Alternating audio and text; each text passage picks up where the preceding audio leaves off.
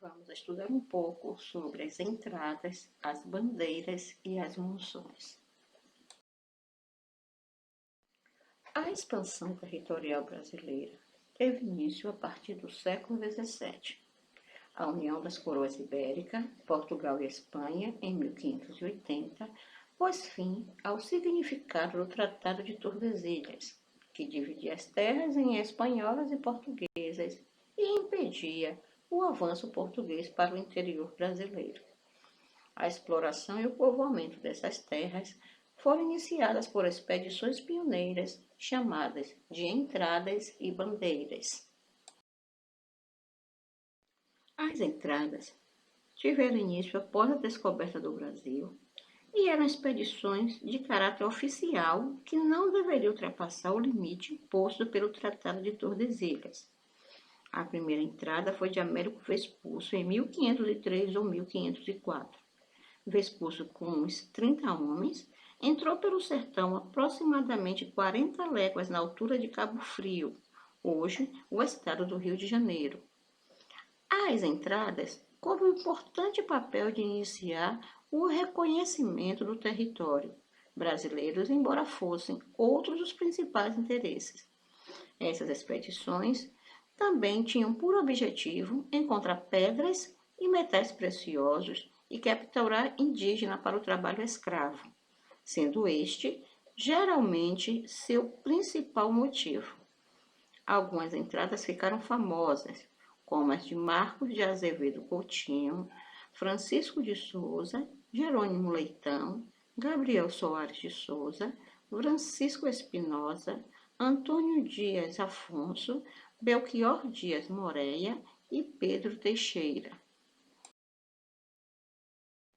Diferentemente das entradas, expedições de caráter oficial organizadas pela coroa, as bandeiras eram expedições organizadas por colonos portugueses, indígenas e mamelucos, que decidiam se aventurar pelo interior do Brasil sem a autorização da corte portuguesa. A maioria das bandeiras partia de São Paulo e de pequenas localidades vizinhas, tais como Itu, Sorocaba, Porto Feliz e Taubaté. Tinham como componentes os capitães que as chefiavam, os mamelucos que geralmente as guiavam por conhecerem a mata, os indígenas e os negros. Também faziam parte delas os padres. Algumas eram formadas por milhares de pessoas e ficavam anos no sertão. Enfrentavam sérios perigos, tais como os ataques de índios, de animais selvagens, a fome e as doenças. Os bandeirantes acampavam, plantavam e, enquanto esperavam a colheita, exploravam a região. Utilizavam os rios, principalmente o rio Tietê, o Paraíba e o Paraná. As bandeiras ultrapassavam a linha do Tratado de Tordesilhas, atingindo terras espanholas, que mais tarde foram acrescentadas ao Brasil. Diferentemente do que se costuma dizer, as bandeiras não povoaram o Brasil, pois ele já era bastante povoado pelos indígenas. Na realidade, foram algumas cidades criadas. As expedições despovoaram regiões, pois destruíram povoações indígenas inteiras, vendendo os nativos como escravos. As bandeiras podem ser divididas em dois ciclos: o ciclo de caça ao indígena e o ciclo da mineração. As bandeiras do ciclo da caça ao indígena aprisionavam os nativos para trabalharem como escravos na lavoura. Muitos bandeirantes se tornaram famosos, como Antônio Raposo Tavares, Manuel Preto, denominado Anhanguera, e Domingos Jorge Velho. Também Fernão Dias, Bartolomeu Bueno da Silva e Borba Gato ficaram conhecidos pelo ciclo da mineração. Vamos falar um pouco sobre alguns desses bandeirantes. Antônio Raposo Tavares percorreu o território brasileiro de sul a norte pelo interior. em sua causa indígena para o trabalho escravo, atacou vários aldeamentos jesuíticos em que os indígenas viviam, em terras que pertenciam à Espanha. Isso deu ao Brasil extensas regiões. Manuel Preto, célebre sertanista, fundador da freguesia do Ó, em São Paulo, comandou a expedição contra o aldeamento dos jesuítas de Guaíra em 1628.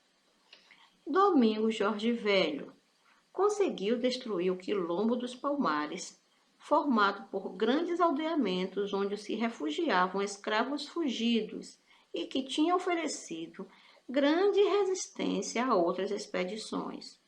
O líder do Quilombo dos Palmares era Zumbi.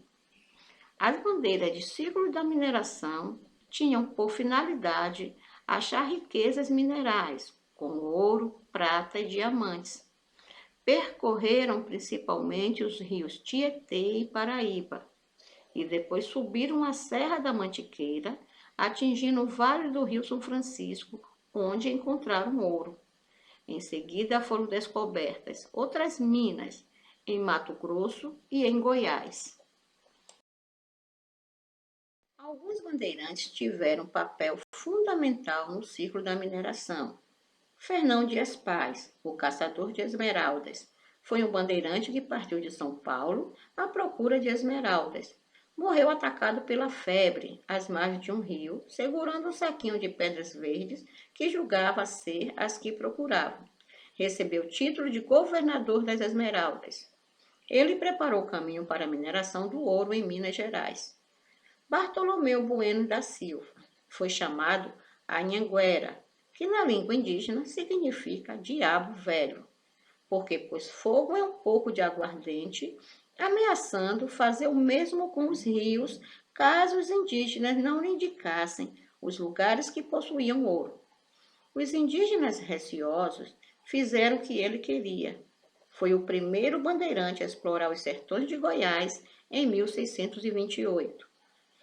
Pascoal Moreira Cabral foi um bandeirante paulista que, na busca de indígenas pela região mais central da América do Sul, acabou por encontrar ouro onde hoje é a cidade de Cuiabá.